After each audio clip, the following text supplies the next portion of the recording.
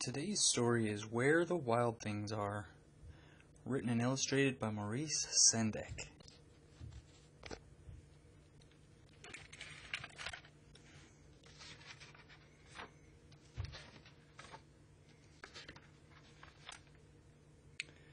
The night Max wore his wolf suit and made mischief of one kind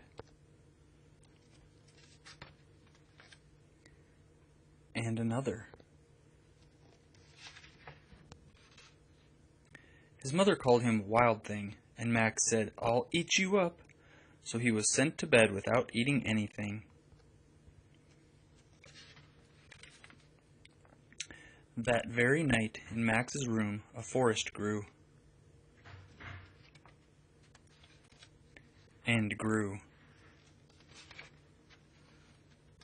And grew until his ceiling hung with vines and the world all around.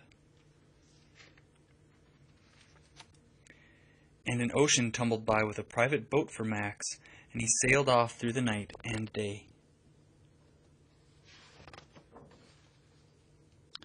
And in and out of weeks, and almost over a year, to where the wild things are.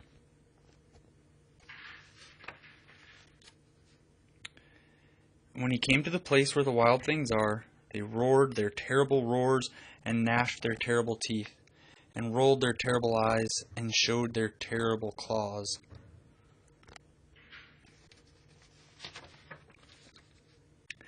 Till Max said, "Be still," and tamed them with the magic trick of staring into their yellow eyes without blinking once, and they were frightened and called him the most wild thing of all,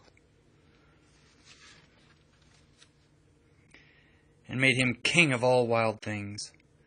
"And now," cried Max, "let the wild rumpus start."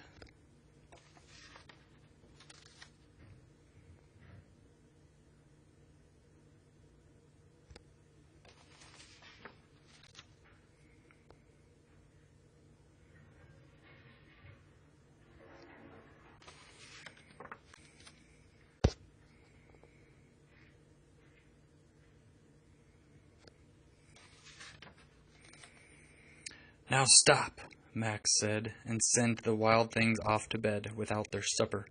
And Max, the king of all wild things, was lonely, and wanted to be where someone loved him best of all.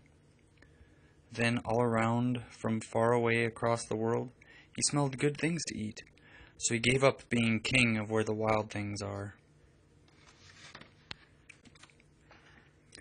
But the wild things cried, "Oh, please don't go. We'll eat you up. We love you so." And Max said, "No." The wild things roared their terrible roars and gnashed their terrible teeth, and rolled their terrible eyes and showed their terrible claws. But Max stepped into his private boat and waved goodbye,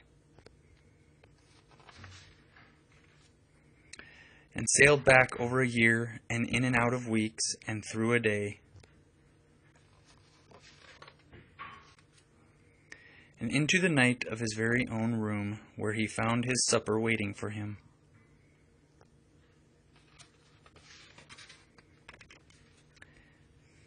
And it was still hot.